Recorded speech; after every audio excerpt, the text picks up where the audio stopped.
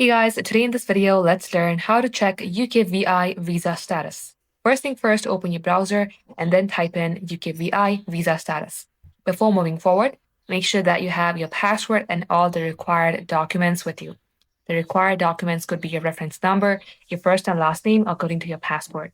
Now you'll see VFS Global. Go ahead, select track your application. Wait for this to load, and at this page, you will see track an application. Here, if you would like to click any other link, read all these and click the respective link. If you have applied before 21st of August 2024, select clicking here button. If you have after, then select this click here button.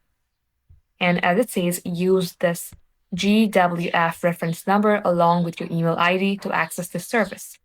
You can also go ahead and move and read all this information. Now, at this section, you have to type in your reference number.